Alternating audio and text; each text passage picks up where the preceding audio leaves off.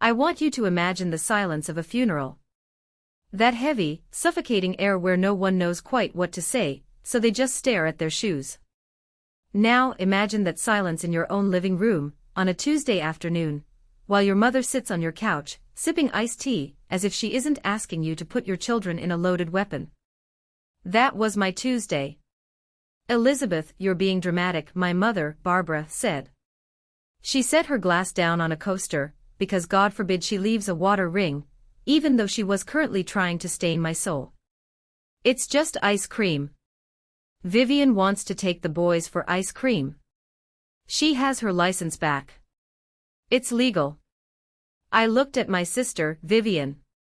She was 30 years old, sitting in my armchair with her legs draped over the side like a teenager. She was scrolling through her phone, checking her reflection in the dark screen, popping her gum. She didn't look like a woman who had spent the last 2 years on probation. She didn't look like a woman who had ended a life. She looked bored. I'm right here, Liz, Vivian said, not looking up. And it's a new car. Mom helped me get it. It's got, like, lane assist and stuff. It practically drives itself. My hands were trembling. Not from fear, but from a rage so cold it felt like ice water in my veins. I looked at my 3 sons playing in the backyard through the sliding glass door. Sam is 10. The twins, Leo and Max, are 7. They were laughing, chasing our golden retriever. They were alive. They were whole. And 4 years ago, a little boy named Kevin was alive and whole, too. Until my sister decided that 3 margaritas and a shot of tequila weren't enough to stop her from getting behind the wheel of her Honda Civic. No, I said.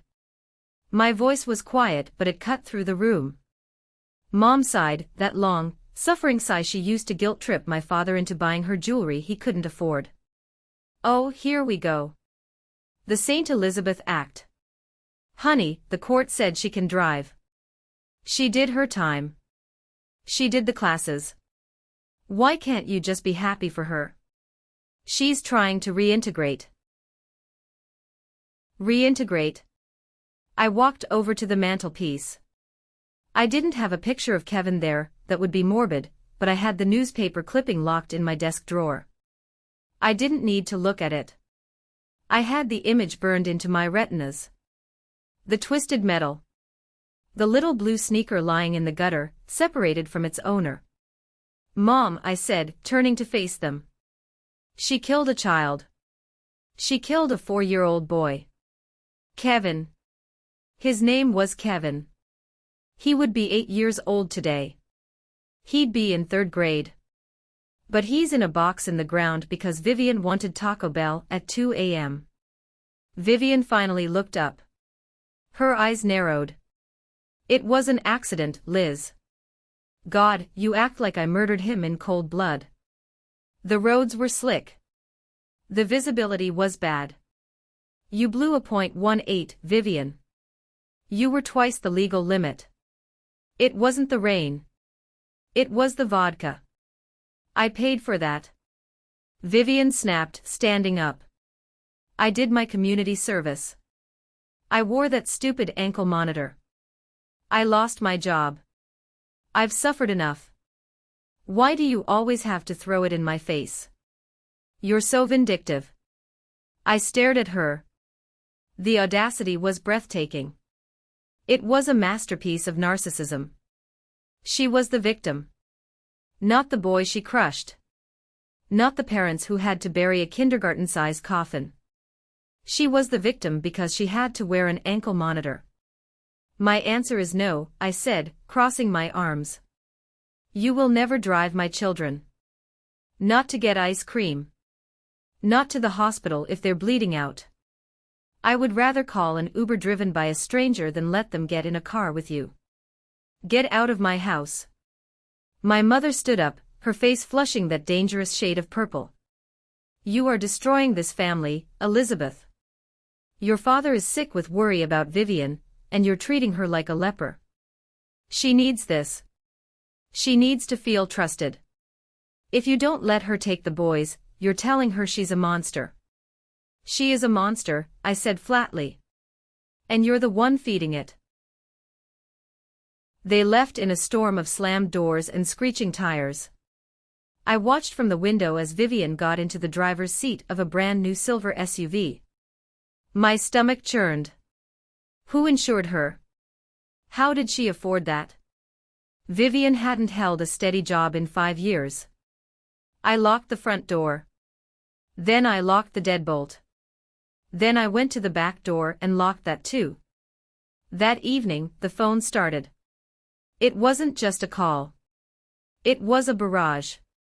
My phone lit up at 5 p.m. Mom calling.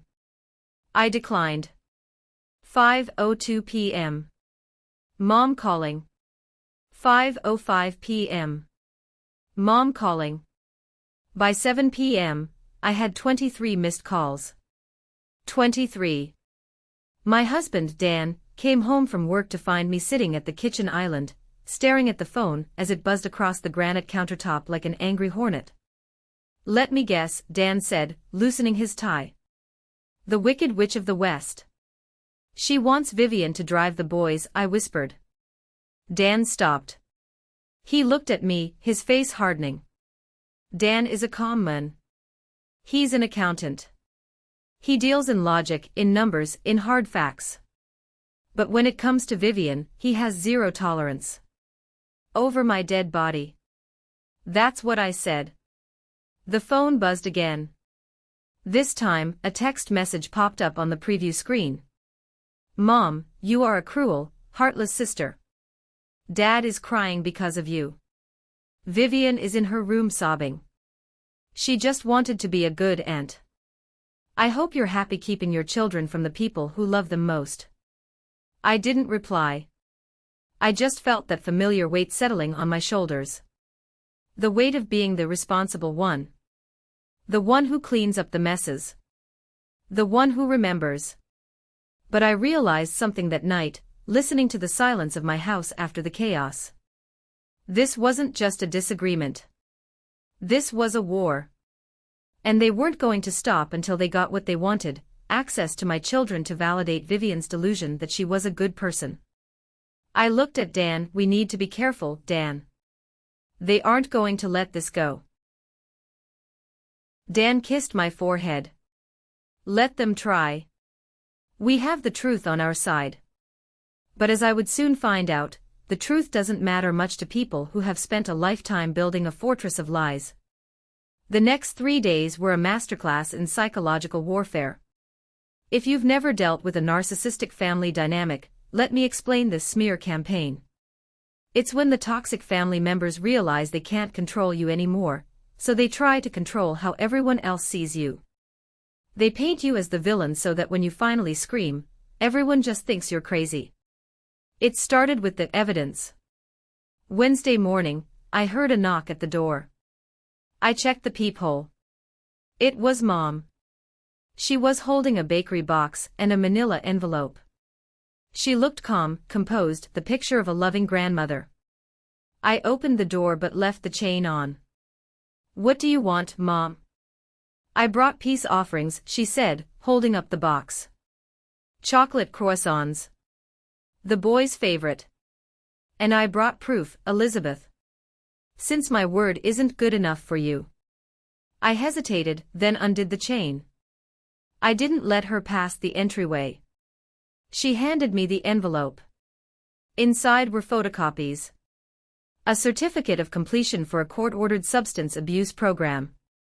A letter from a therapist stating Vivian was making satisfactory progress. And a photocopy of an AA chip, a 2-year sobriety coin. See?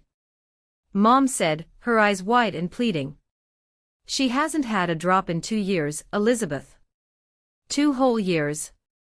She goes to meetings 3 times a week. She's a sponsor now, for God's sake. She helps other people. I looked at the AA chip photocopy. It looked grainy. Mom, Vivian isn't a sponsor. You need to have significant time and stability to be a sponsor. Vivian lives in your basement and you pay her phone bill. She's turning her life around. Mom's voice rose, cracking with that practiced hysteria. Why can't you give her credit? You're so judgmental. You sit up here in your big house with your perfect husband and your perfect job, and you look down on us. There it was. The class warfare card. I'm a pharmacist. I worked 6 years of schooling, took out loans, and worked night shifts for a decade to get where I am. Vivian dropped out of community college 3 times, and spent her 20s partying on my parents' dime. But in my family, my success was never seen as an achievement, it was seen as an endless resource they were entitled to, or a weapon I was using to make them feel small. I don't look down on you, I said, handing the envelope back. I look at the facts. Vivian killed a child. It was an accident. Mom screamed, making the entryway echo. Stop saying killed. She didn't mean to. You're acting like she's Ted Bundy. It was a mistake. Everyone makes mistakes. A mistake is forgetting to file your taxes, Mom. A mistake is leaving the milk out. Getting drunk and driving a 2-ton vehicle through a crosswalk is a choice. Mom stared at me with pure venom. You know what? You're jealous. I blinked. Excuse me. You're jealous because Vivian is free-spirited. She's fun. The boys love her because she knows how to play. You're always so serious, so strict. You're afraid they'll like her more than you. I laughed. I actually laughed out loud. It was a dry, humorless sound. You think I'm jealous of a woman who has a criminal record for manslaughter? Get out. I'm going, Mom spat. She dropped the bakery box on the floor. I hope those croissants choke you with guilt. She left. I threw the croissants in the trash. But the campaign didn't stop at the front door. That afternoon, my phone started buzzing with notifications from the extended family group chat, a chat I had muted years ago but never left. Uncle Steve, just heard about the situation. Everyone deserves a second chance, Liz. Jesus forgives. Cousin Linda, from Florida, it's really sad that you're keeping the nephews away from Viv. She's been crying on the phone with me for an hour. Family sticks together. Brother Jake, Liz, come on. Just let her drive them around the block. Dad's blood pressure is through the roof. You're literally killing him with this stress. Jake. My older brother. The coward. Jake was the neutral party, or so he claimed. But in reality, he was just as terrified of Mom as Dad was. He would do anything to keep the peace, even if it meant sacrificing me. I texted Jake back, if you trust her so much, why don't you let her drive your kids? Jake didn't have kids. He had a cat. He replied, that's not the point. You're being stubborn. Just throw her a bone so Mom shuts up. And there it was. The truth. None of them actually cared if Vivian was sober. None of them cared if my children were safe. They just wanted Mom to stop screaming. They wanted the boat to stop rocking. And if using my children as stability ballast was what it took, they were fine with it. I felt a profound sense of isolation. It was me and Dan against the entire bloodline. I went into the kitchen and started dinner, chopping vegetables with aggressive force. Dan walked in, saw my face, and poured me a glass of wine. They're escalating, I said. Mom brought fake proof today. Fake. The AA chip. I called the local chapter. They don't give out chips that look like the one in the photo. She bought it online, Dan. I checked Amazon. You can buy a recovery medallion for $12.99 with next-day shipping. Dan shook his head, looking disgusted. So she's still drinking. I don't know, I said, slicing a pepper in half. But I know she's lying about the recovery. And if she's lying about the recovery, she's dangerous. I didn't know then how right I was. I didn't know that the lies went deeper than just alcohol. I didn't know that my family was hiding a secret that would make the drunk driving look almost minor by comparison. But I was about to find out. 2 weeks later, it was Mom's 63rd birthday. I debated not going. Every instinct in my body screamed stay home. But guilt is a powerful programming language, installed in childhood and hard to delete. Plus, Dad had called me, his voice sounding frail and shaky. Just come for cake, Lizzie. Please. For me. I just want everyone at the table for 1 hour. No fighting. I agreed on one condition, we take our own car, and we leave the second things get weird. We arrived at my parents' house at 1 p.m. The driveway was empty, which was strange. Usually, Vivian parked her old beater right in the middle. We parked on the street, grabbed the boys and walked up the path. The mood inside seemed artificially cheerful. Mom was wearing her Sunday best, an apron tied around her waist, smelling of roast beef and desperation. Vivian was there, wearing a modest dress, hair pulled back. She looked like she was auditioning for the role of good Christian girl. Happy birthday, Mom, I said, handing her a gift bag. It was a scarf. Safe. Impersonal. Oh, you made it. She hugged me a little too tight. I'm so glad. The whole family, together. Just how it should be. We ate lunch. The conversation was strained, walking on eggshells. We talked about the weather. We talked about the twins' soccer practice. We talked about everything except the elephant in the room, or rather, the elephant in the driveway that wasn't there. Then came the cake. Mom blew out the candles. We clapped. I have a surprise. Vivian announced suddenly.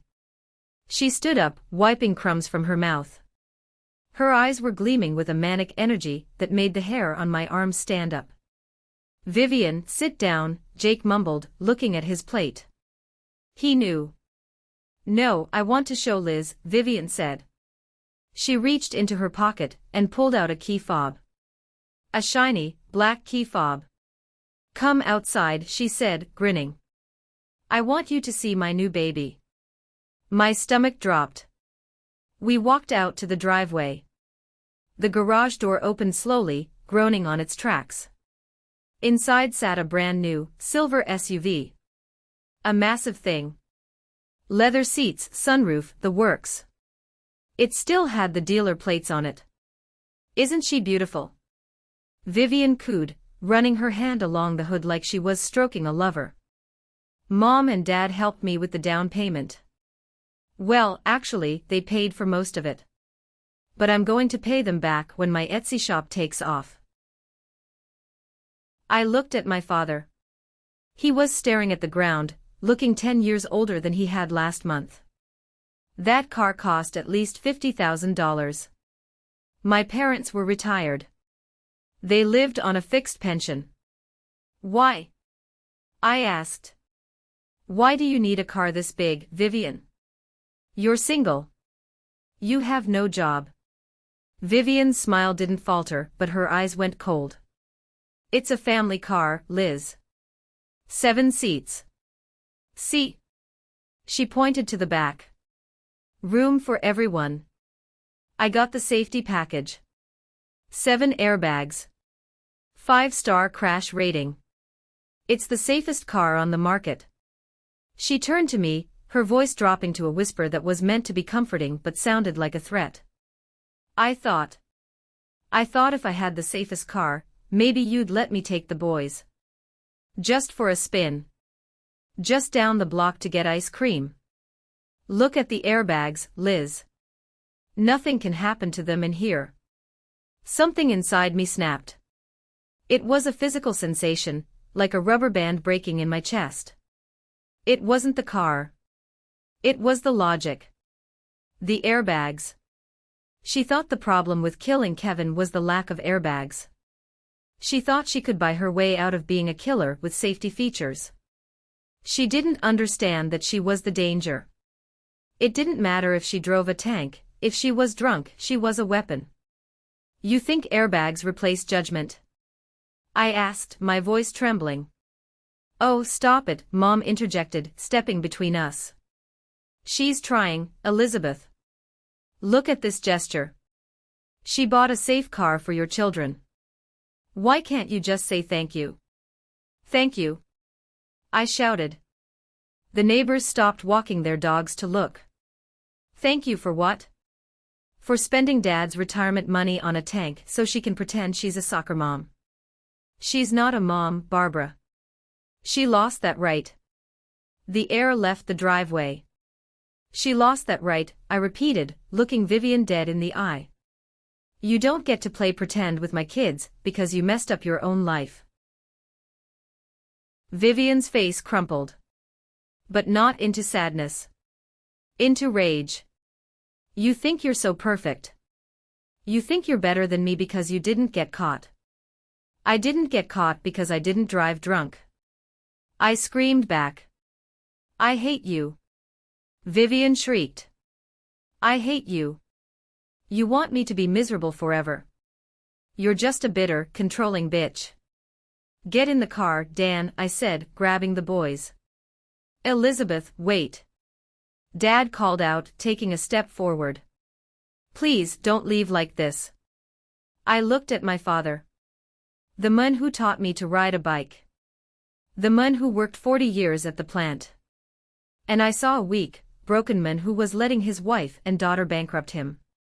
You bought her the car, Dad, I said, my voice breaking. You handed a loaded gun to the person who already shot someone. You're just as guilty as she is.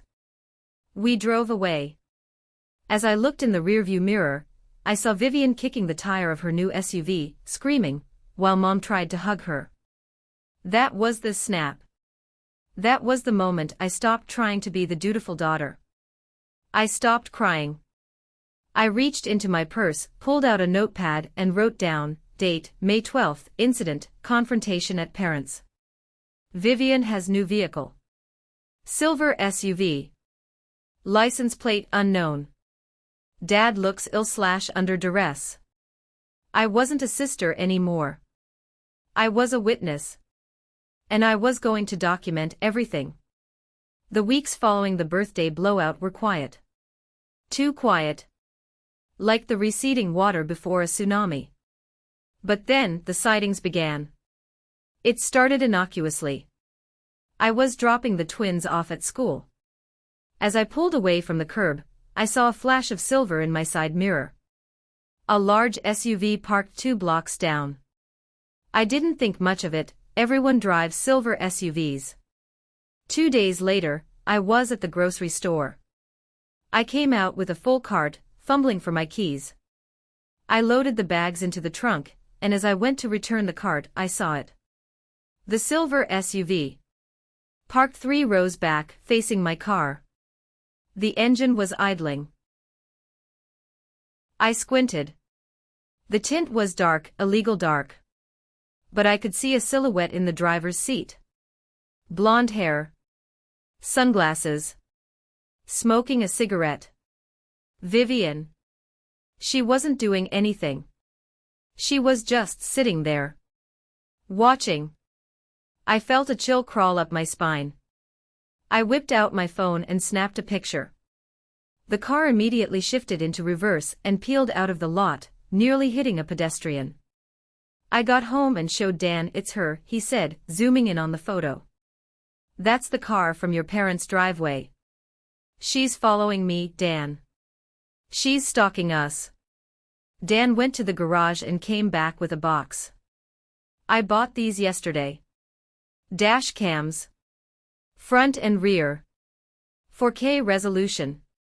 And I'm installing security cameras on the porch this weekend. We spent the evening turning our house into a fortress. It felt ridiculous but also necessary. The stalking escalated. It wasn't just following me. It was appearing. I'd be at Sam's soccer practice, and I'd see her car parked by the tree line, just watching. I'd be at the pharmacy drive-thru, and she'd be 2 cars back. She never waved. She never honked. She just hovered. It was a form of terrorism, a reminder that she was there, that she was watching, that she hadn't given up on her rights to my children. Then came the gifts. Amazon packages started arriving at the house addressed to my favorite nephews. Expensive Lego sets. Video games. Hoverboards. The notes were always the same: love, Auntie Vivian. Mommy won't let me give this to you in person because she's mad at me, but I love you. She was trying to bypass me. She was trying to buy their affection and paint me as the villain directly to them. Mom, why are you mad at Auntie Vivian? Sam asked one night over dinner, holding a $100 Lego set. She sent me the Death Star. I took the box from his hands. Sam, Auntie Vivian she's sick right now. And she's not respecting our rules. But she gave me this. We can't keep it, honey. That's not fair. Sam yelled, pushing his chair back. You're mean. He ran to his room. I sat there, staring at the Lego box. I wanted to scream. She was winning. She was turning my own children against me without even entering the house. I looked at Dan. We need to return this. Or donate it. I'll handle it, Dan said grimly. I opened my notebook, my evidence log. June 4th, Vivian followed me to Kroger. 10:30 a.m. June 7th, Vivian parked at soccer field. 4:15 p.m. June 10th, unsolicited gifts arrived. Manipulation of minors. I was building a case. But I didn't know if it would be enough. Stalking is hard to prove when the person is family. She's just an aunt wanting to see her nephews, the cops would say. It's a civil matter. I needed something concrete. I needed her to slip up. And because Vivian was Vivian, impulsive, arrogant, and chemically dependent, it was only a matter of time before she did. But I didn't expect her to do it so publicly, or to drag my son down with her. The regional baseball tournament was a big deal. It was 2 hours away, in a different county. We stayed in a hotel. It was supposed to be a safe zone, far away from the toxicity of my hometown. Saturday morning. The sun was blazing. Sam was pitching. He was nervous, wiping his hands on his pants, adjusting his cap. I was in the stands with Dan, cheering. You got this, Sammy. Then, I heard a murmur ripple through the crowd. People were turning their heads, whispering. I looked toward the entrance of the field. Walking toward the bleachers, like they were celebrities on a red carpet, were Mom and Vivian. Mom was wearing a t-shirt that said Grandma of the Pitcher. Vivian was wearing a matching one that said Auntie of the Ace. They were carrying a massive, glittery banner that said Go Sam. We love you. My blood ran cold. How did they know? I hadn't told them the schedule. I hadn't told them the location. They marched right up to the bleachers. Surprise! Mom yelled, waving to Sam on the mound. Sam froze. He looked at me, panic in his eyes. He wound up for the pitch and threw it wild. It hit the dirt 5 feet in front of the plate. Just shake it off, honey. Auntie Viv is here. Vivian screamed. She was holding a drink in a red Solo cup. At 10 a.m. The whispers in the crowd got louder. I saw Mrs. Gable, one of the other moms, lean over to her husband and point. She pulled up something on her phone. Then, the realization hit the crowd like a wave. This was a small world. The story of the drunk driver who killed a 4-year-old had made state news. Vivian's mugshot had been everywhere. And here she was, at a children's baseball game, holding a red cup, acting like the guest of honor. Mrs. Gable stood up, gathered her 2 daughters, and walked away, shooting a look of pure disgust at Vivian, and then at me. One by one, other parents started to move. They moved away from us. They moved away from them. They created a physical void around my family. Vivian didn't notice. Or didn't care. What's their problem? She slurred slightly. Go Sam. Sam threw another ball. It hit the batter. The umpire called time out. The coach walked out to the mound. Sam was crying. I could see his shoulders shaking. I didn't wait. I ran down the bleachers past my mother, past Vivian. Elizabeth, don't make a scene. Mom hissed, grabbing my arm. I ripped my arm away. You did this. You followed us here. I ran onto the field. I'm not allowed to do that, but I didn't care. I grabbed Sam. He was sobbing, his face buried in his glove. They're all looking at her, Mom, he choked out. Everyone knows. Joey's dad told me that my aunt is a killer. Why is she here? My heart broke into 1,000 jagged pieces. I walked him off the field. I took him straight to the locker room. He sat on the bench, still in his cleats, crying that deep, heaving cry of humiliation. I just wanted to play baseball, he whispered. I know, baby. I know. Dan came in a moment later. He was white with rage. I told them to leave. Vivian laughed at me. She said it's a free country, and it's a public park. Did you smell it? I asked. The cup? Dan nodded. Vodka and Gatorade. She's drinking. In public. At a kid's game. We're leaving, I said. Pack the gear. As we walked to the car, Vivian tried to approach Sam. Sammy. Hey, buddy. Don't be sad. Auntie Viv brought you a slushie. I stepped in front of her. I got right in her face. I could smell the alcohol on her breath, mixing with mint gum. If you ever come near my son again, I whispered, I will destroy you. I won't just call the cops. I will burn your life to the ground. Vivian smirked. A sloppy, arrogant smirk. You can't keep me away. Mom says I have rights. Grandparents' rights. We're talking to a lawyer. Go ahead, I said. Talk to a lawyer. See what happens. We drove home in silence. But my mind was racing. Lawyer. If they were lawyering up, I needed to strike first. I needed to stop playing defense. I needed the nuclear option. Monday morning, I didn't go to work. I went to the courthouse. I filed for an emergency restraining order against Vivian. I included everything, the stalking photos, the text messages, the incident at the baseball game, the unsolicited gifts. I sat on the hard wooden bench in the hallway, clutching my evidence log, waiting for a judge to review it. My phone rang. Unknown number. Usually, I don't answer those. But I was in fight mode. Hello. Is this Elizabeth Harper? A man's voice. Deep, authoritative. Yes. This is District Attorney Miller. I was the prosecutor on your sister's case 2 years ago. My heart stopped. Why was he calling me? I remember you, I said.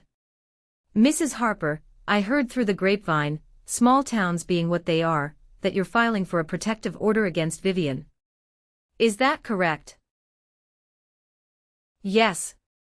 She's stalking my children. There was a pause on the line. A heavy, pregnant pause. Mrs. Harper, there is information about your sister's case that was sealed. Part of a plea deal to protect a minor. But if she is endangering your children now, I feel a moral obligation to tell you. It might help your application for the order. What information? I asked, my hand gripping the phone so hard my knuckles turned white. When Vivian crashed her car that night, Miller said slowly, she wasn't alone. I frowned. I know. She hit Kevin. No, Mrs. Harper. Inside her car. In the back seat. I froze. What? No. The police report said she was the sole occupant. The police report released to the public said that. But there was a passenger. A 3-year-old girl. The hallway started to spin. A girl. Whose girl? Hers, Miller said. Vivian's daughter. I felt like I had been punched in the gut. Vivian. Vivian doesn't have a daughter. She's never been pregnant. I would know. She hid the pregnancy, Miller explained. She was living in Chicago at the time, right? Before she moved back home. She had the baby there. When she moved back, she kept the child hidden. We believe she was keeping the child in the apartment, neglecting her, while she went out. I couldn't breathe. Hidden? How do you hide a 3-year-old? The night of the crash, Miller continued, his voice devoid of emotion but heavy with judgment. The child, Lily, was in the back seat. No car seat. Just buckled in with a regular belt. When Vivian hit the other car, Lily was thrown. She survived, miraculously, with a broken collarbone. But because Vivian was intoxicated and the child was undocumented essentially. Child Protective Services took custody immediately. Where is she? I whispered. Where is this child? The father, a man Vivian met in Chicago, was located. He didn't know Vivian had taken the baby. He has full custody now. They live in Arizona. Vivian's parental rights were terminated. Involuntarily. Permanently. Why didn't I know? I asked, tears streaming down my face. Why didn't my parents tell me? Because, Miller said, your parents paid a very expensive lawyer to get the record sealed. They wanted to protect the family reputation. They erased Lily's existence from the public record to save Vivian from a felony child endangerment charge that would have put her in prison for 10 years instead of 2. I dropped the phone. It clattered onto the courthouse floor. It wasn't just a drunk driving accident. She had a child. My niece. She put her own daughter in a car, drunk, without a car seat. She almost killed her. She lost her. And my parents helped her bury the secret. Everything made sense. The desperation to be around my boys. The obsession. She wasn't trying to be an aunt. She was trying to replace the child she threw away. My sons were just emotional support animals for a narcissist who missed her toy. I picked up the phone. Thank you, Mr. Miller. Will you testify to this? I can't testify to sealed records, he said. But I can send you the public docket number for the custody hearing in Arizona. It's public record there. Anyone can look it up if they know where to look. Send it, I said. I walked out of the courthouse. I didn't wait for the restraining order. I had something better. I had the truth. And I was going to use it to blow my family apart. I drove straight to my parents' house. I didn't call. I didn't text. I just drove. I broke the speed limit. The rage I felt was different now. It wasn't hot and fiery. It was cold. It was absolute. It was the clarity of execution. I pulled into the driveway. The silver SUV was there. Of course it was. I marched to the front door and used my key. I didn't knock. Mom and Vivian were in the living room, watching a talk show. They looked up, startled. Elizabeth? Mom asked, standing up. We weren't expecting, where is Lily? I asked. The silence that followed was louder than a gunshot. Vivian's face went white. Ghost white. She dropped the remote. Mom froze. Her eyes darted to Vivian, then back to me. I don't know what you're talking about. Don't lie to me. I screamed. It was the first time I had ever truly screamed at my mother. I talked to the DA. I have the case number from Arizona. Lily. Your granddaughter.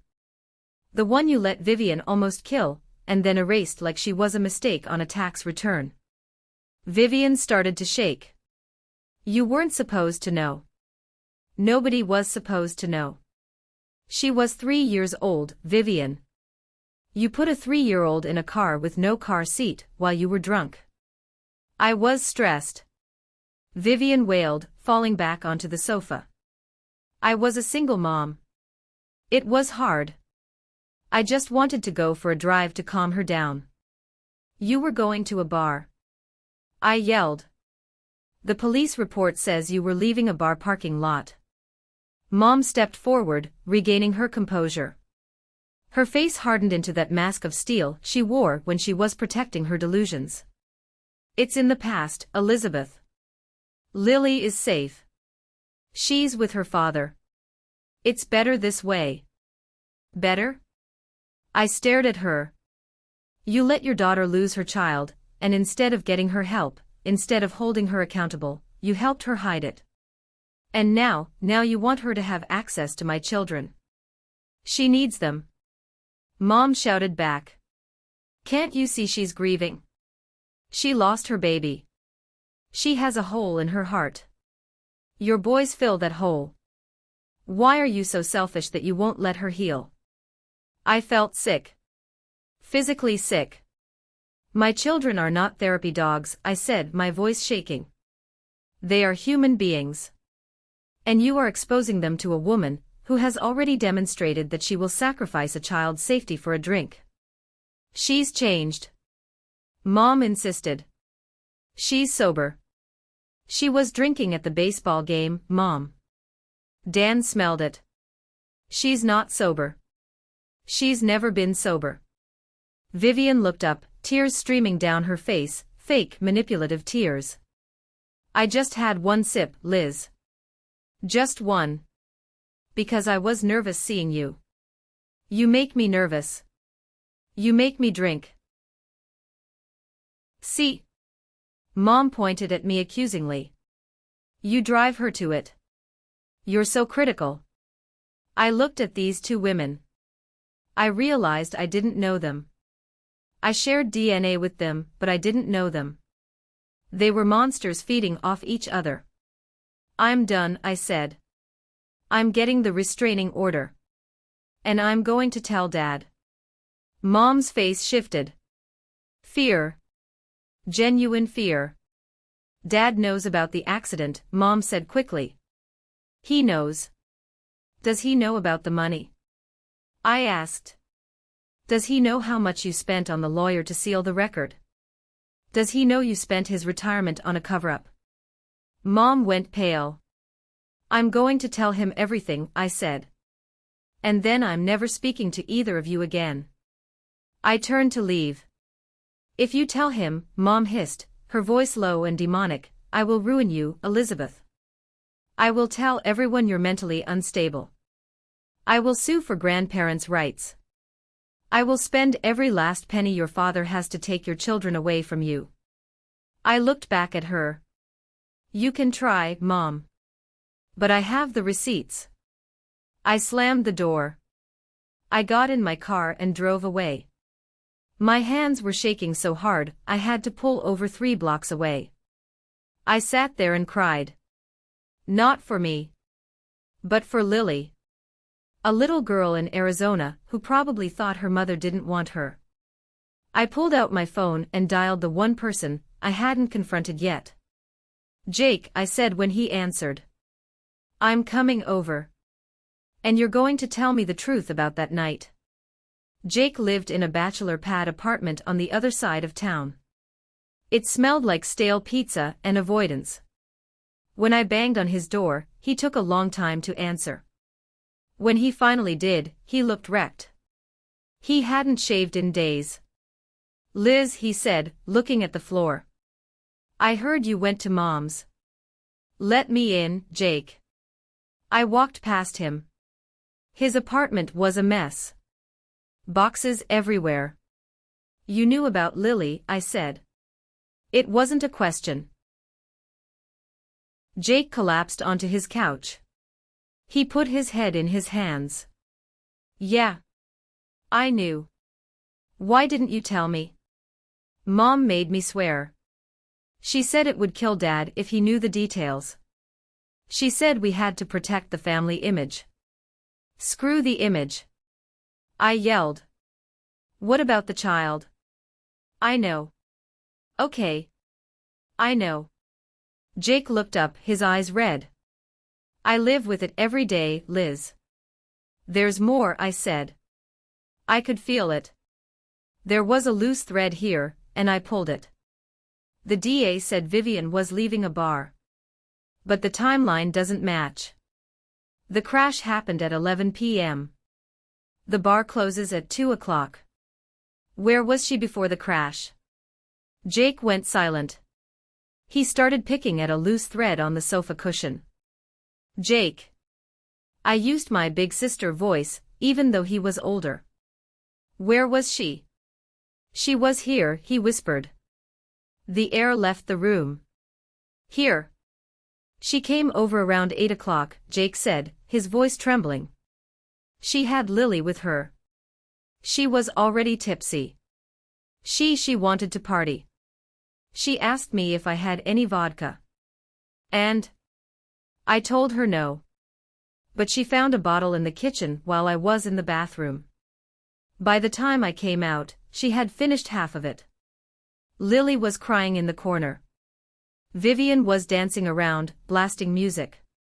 Why didn't you take the keys, Jake? My voice was barely a whisper. I tried.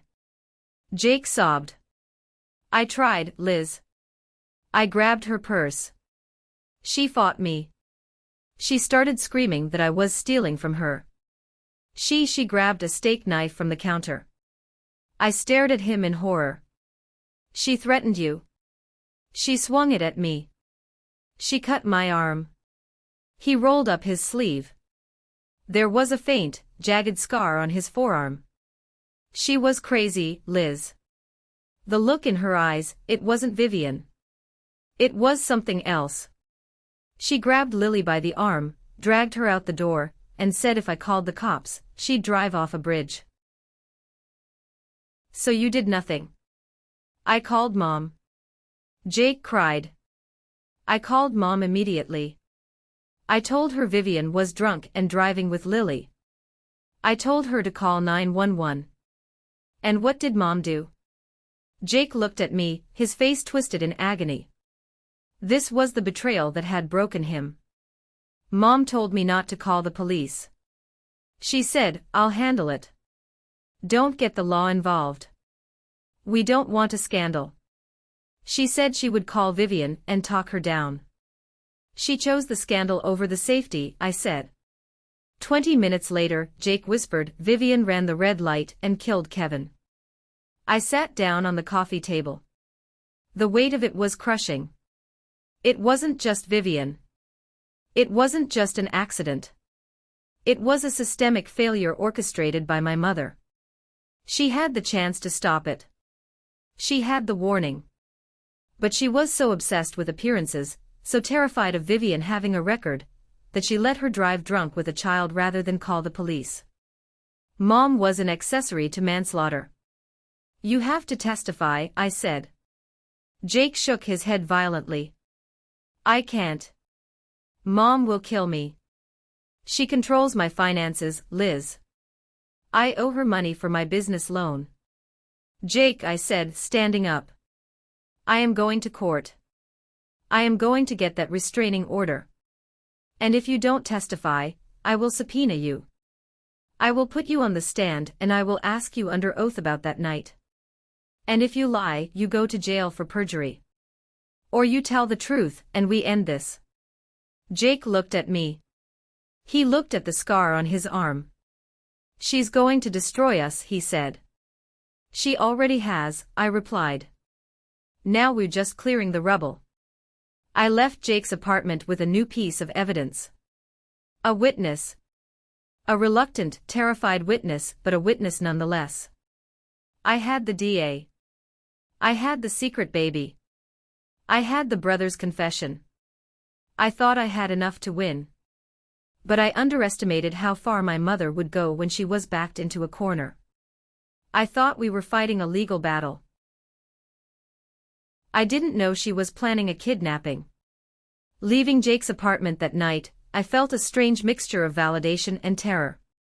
I finally had the missing puzzle piece, the timeline of the night Kevin died.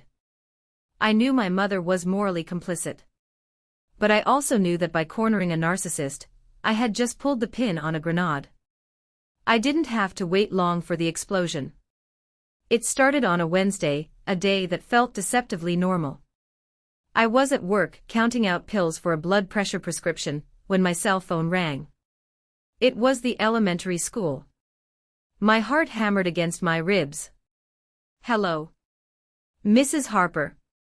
This is Principal Davis. We have a situation at pickup. I'm on my way, I said, already untying my white coat. Is everyone safe? The boys are safe. They are in my office. But we have a woman here, a Mrs. Willis, claiming she's authorized to pick up Leo and Max. She has a signed note. Mrs. Willis. Our neighbor 3 streets over. A sweet, elderly woman who baked brownies for the church bake sale. Why was she involved in this? I drove to the school like a maniac. When I burst into the office, the scene was surreal.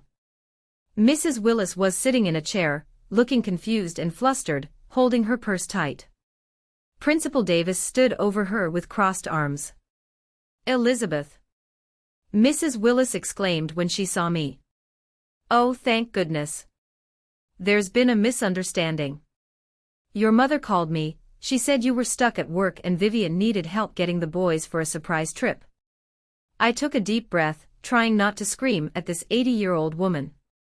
Mrs. Willis, did my mother give you a note? Yes, she dropped it off this morning.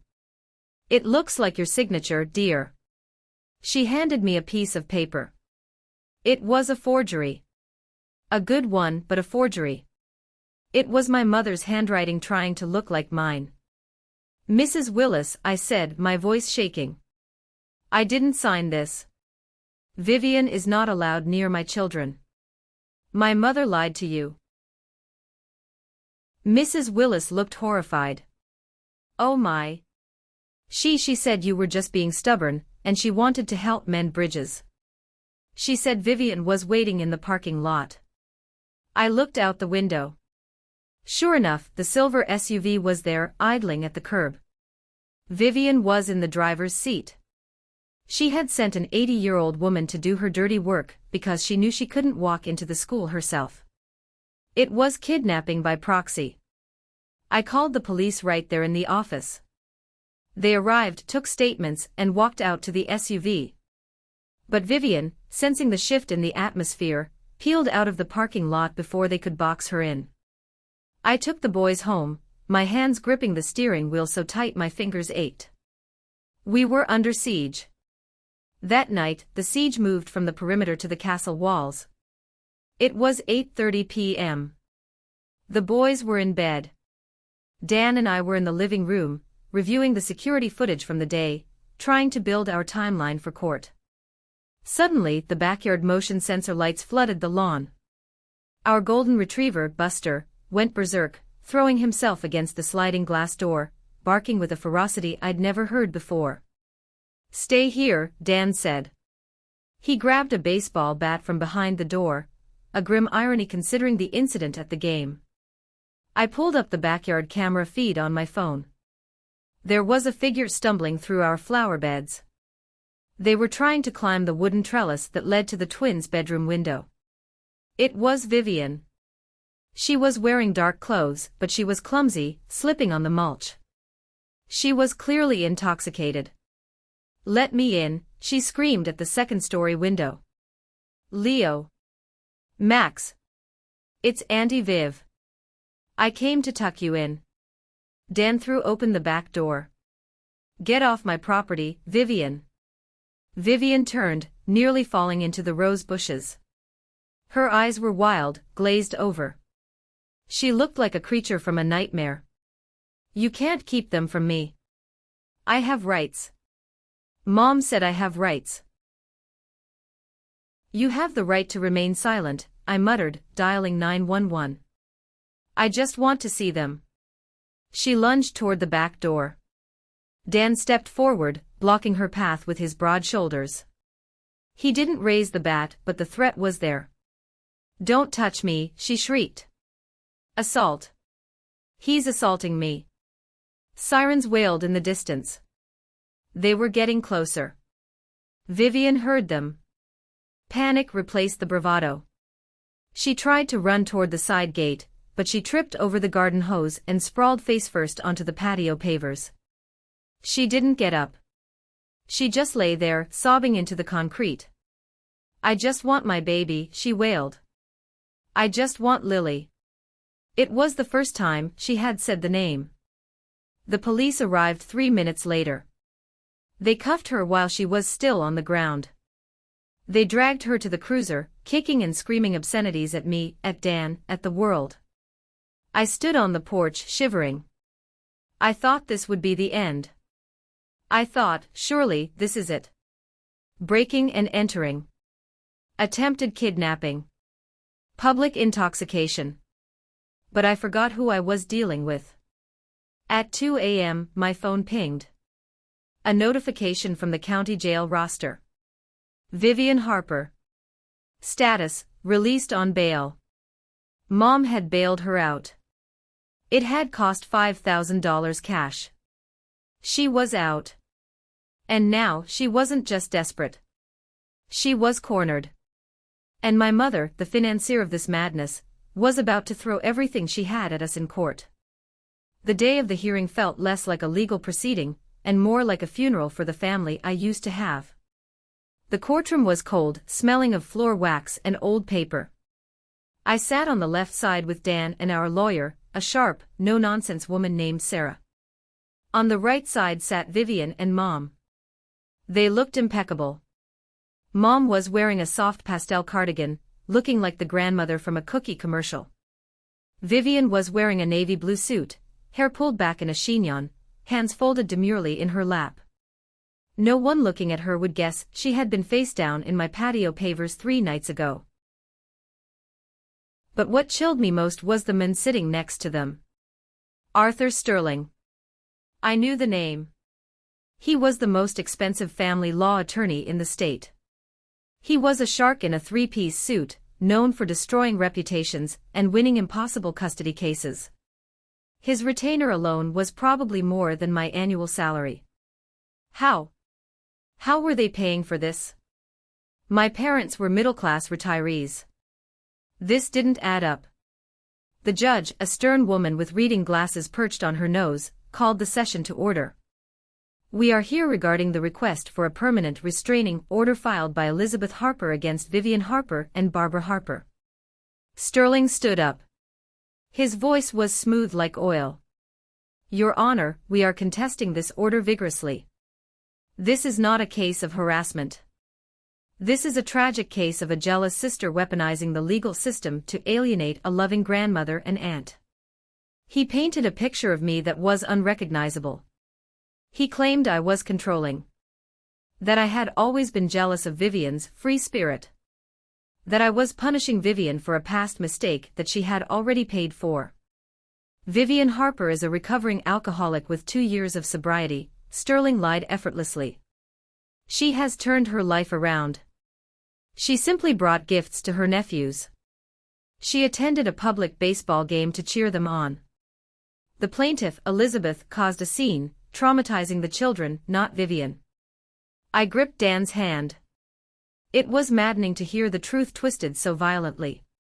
Then, Sterling played his ace. We also have affidavits from family members stating that Elizabeth has a history of instability and holds grudges. We are filing a countermotion for grandparents' visitation rights. The judge looked at me. Mrs. Harper, your response. My lawyer, Sarah, stood up. Your Honor, the defense is relying on character assassination because they have no facts. We have facts. We have a police report from 3 nights ago where the defendant was arrested for trespassing and intoxication. An isolated relapse caused by the stress of being denied access to her family, Sterling countered smoothly. We also have, Sarah continued, ignoring him, the matter of the defendant's history. The defense claims this is about a mistake. We call it a pattern of lethal negligence. Sarah submitted the evidence log. The photos of the stalking. The fake AA chip receipt. The witness statement from the school principal about the forged note. The judge flipped through the file. Her expression remained neutral. This is all circumstantial, Sterling argued. A mother trying to help her daughter see her nephews isn't a crime. It's love. It was going back and forth.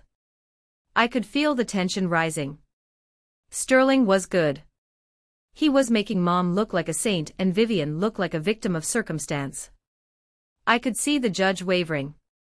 In family court, judges hate to sever ties unless they absolutely have to. I leaned over to Sarah. Call him, I whispered. Call Jake. Sarah nodded. Your Honor, we call Jacob Harper to the stand. A murmur went through the courtroom. Mom whipped her head around, her eyes wide with shock. She didn't think I'd do it. She didn't think Jake would show up. The doors opened. Jake walked in. He looked pale, sweating in a suit that was a size too big. He walked past Mom without looking at her. Mom hissed something under her breath. I think it was traitor, but Jake kept walking. He took the stand. Swore the oath. Mr. Harper, Sarah asked. Can you tell the court what happened on the night of the fatal accident 2 years ago? Jake took a shaky breath. He looked at me, then at the judge. Vivian came to my apartment. She was drunk. She had her daughter, Lily, with her. Sterling jumped up. Objection. Relevance. The accident was adjudicated years ago. Overruled, the judge said, leaning forward.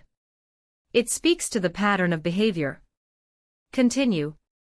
Jake's voice gained strength. She was drunk. She stole a knife. She threatened me. I called my mother. And what did your mother do? She told me not to call the police, Jake said, his voice cracking. She said she would handle it. She chose to protect Vivian's reputation, instead of preventing her from driving. 20 minutes later, Kevin was dead. The courtroom was silent. Mom's face was a mask of fury. And recently? Sarah asked. Has your mother pressured you regarding this current situation? Yes, Jake said.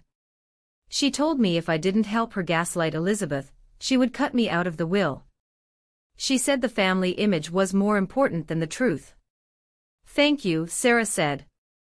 Sterling tried to cross-examine Jake, trying to paint him as a bitter son, but the damage was done. The judge looked at Mom with a new scrutiny. The sweet grandmother mask was slipping. But we weren't done. We had one more bomb to drop. The one that would explain the expensive lawyer, the new car, and the sheer insanity of their entitlement. It was time for the financial twist. My husband, Dan, is an accountant. A forensic accountant, specifically. He spends his days looking for money that people try to hide. When Mom showed up with that expensive lawyer, Dan had started digging. He knew my parents' finances. He knew Dad's pension from the factory wasn't enough to cover Arthur Sterling's retainer, let alone a $50,000 SUV. Dan had power of attorney for my father's accounts, something Dad had set up 5 years ago when he had a minor stroke, just in case. Mom had never bothered to remove it because she didn't understand finance. That oversight was her undoing.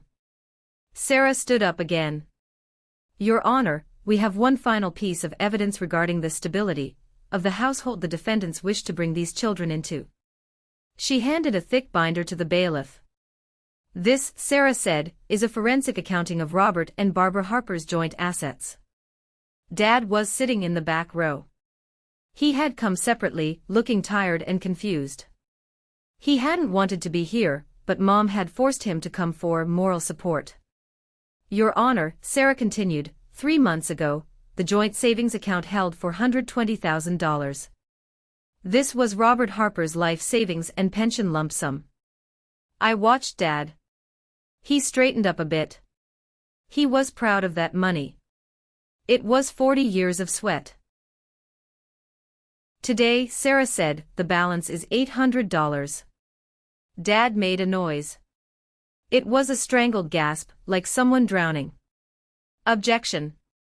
Sterling shouted. This is a custody hearing, not a bankruptcy court. It goes to the fitness of the grandmother, Sarah countered sharply. Mrs. Harper has systematically drained the family estate to fund the cover-up of her daughter's crimes, and to finance this harassment campaign. Sarah projected a spreadsheet onto the courtroom screen.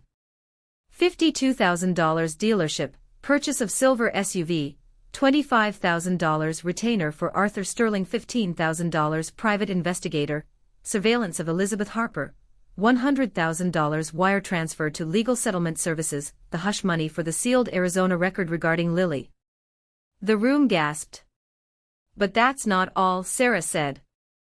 Mrs. Harper also took out a second mortgage on the family home 2 weeks ago. The home is now leveraged to 90% of its value. The funds were used to pay off Vivian's gambling debts and old court fines. I looked at my father. He was standing up. His face was gray. He looked at Mom, who was staring straight ahead, refusing to make eye contact. Barbara? Dad's voice was small, broken. Barbara, tell me that's not true. That's our retirement. That's the nursing home money. Mom finally snapped. She stood up, ignoring her lawyer's hand on her arm. I had to, she screamed. I had to save her. She's my baby. You wouldn't do it. You were too cheap. Someone had to look out for her. You spent it all? Dad asked, tears running down his weathered cheeks. 40 years at the plant. The college fund for the grandkids.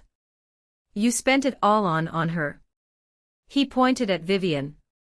Vivian, who was currently checking her cuticles, looking bored by the math. She deserves a life. Mom shrieked. Elizabeth has everything. Vivian had nothing. I have nothing now, Dad whispered. He sank back onto the bench, burying his face in his hands. Sarah wasn't done. Your Honor, regarding the loving grandmother claim. We recovered these images from a cloud account linked to the defendant's phone. The screen changed. These weren't cute grandma photos. They were taken through telephoto lenses. Photos of my boys changing in their bedroom, taken from the street. Photos of them at school through the chain-link fence. Photos of me walking to my car, with red circles drawn around my face. It was stalker material. It was obsessive. It was predatory. This is not love, Sarah said quietly. This is fixation. Mrs. Harper is not looking for grandchildren. She is looking for possessions to replace the ones her daughter broke. The judge slammed her gavel. The sound was like a gunshot ending the war. She looked at Mom and Vivian with a disgust that broke through her professional veneer. I have heard enough, the judge said. In 20 years on the bench, I have rarely seen such a display of entitlement and destructive enabling. She looked at Vivian. Ms. Harper, you are clearly a danger to yourself and others. Your probation is revoked due to the recent arrest. She looked at Mom. Mrs. Harper, your behavior is appalling. You have not only facilitated your daughter's crimes, but you have also financially devastated your husband and terrorized your other daughter. I am granting a permanent restraining order. 5 years. Neither of you is to come within 500 feet of Elizabeth Harper, her husband, or her children. This includes electronic communication and third-party contact. Furthermore, the judge glared at Mom. I am forwarding the financial documents to the district attorney's office for review regarding elder financial abuse, as it appears Mr. Harper was not of sound mind or informed of these transactions. Court is adjourned. Mom stood there, mouth open. Sterling started packing his briefcase, shaking his head. He knew the checks were about to bounce. I looked at Dan. He squeezed my hand. We had won. But as I looked at my father, weeping silently in the back row, I realized the cost of the victory. The aftermath of a family explosion isn't like the movies. The dust doesn't settle immediately. It chokes you for a while. Vivian didn't go home that day. Because her probation was revoked, the bailiffs took her into custody right there in the courtroom. She screamed as they cuffed her, blaming me, blaming the judge, blaming everyone but the person in the mirror. She is currently serving the remainder of her original sentence, plus time for the trespassing. She'll be in prison for at least 18 months. Mom walked out of the courtroom alone. Dad didn't go with her. In the parking lot, I watched my father walk over to Mom's car, the old sedan, not the new SUV which was already being repossessed. He opened the trunk, took out his golf clubs and a small duffel bag he kept there. "Robert?" Mom asked, her voice trembling for the first time. "Get in the car. We need to go home and figure this out. We can appeal." Dad looked at her. He looked at the woman he had been married to for 40 years. The woman who had stolen his security, his legacy, and his dignity. "There is no we anymore, Barbara," he said. His voice was steady. "You chose your child. You just picked the wrong one. And you bankrupt us to do it." "Where are you going?" she cried. "You can't leave me. I have no money. The mortgage is due." "I don't know," Dad said. "But I'm not going back to that house. It's not a home. It's a crime scene." He called an Uber. He came to stay with us for a few weeks while he sorted out his affairs. The divorce was messy. Because Mom had squandered the assets, there wasn't much to split. The house had to be sold to pay off the second mortgage and the debts. Mom walked away with almost nothing. She moved into a small, subsidized apartment in the next town over. She works part-time as a greeter at a grocery store now. I hear she tells anyone who will listen that her ungrateful daughter stole her life. I don't care. Let her talk. Her words can't hurt me through a 500-foot restraining order. Dad got a small apartment near us. He's heartbroken about the money. He's working part-time at a hardware store to supplement his social security, but he's rich in other ways. He comes over every Sunday for dinner. He plays catch with Sam. He's building a treehouse for the twins. He's getting to know his grandsons for the first time, without Mom's toxic filter. He apologized to me a week after the trial. We were sitting on the porch, watching the boys play.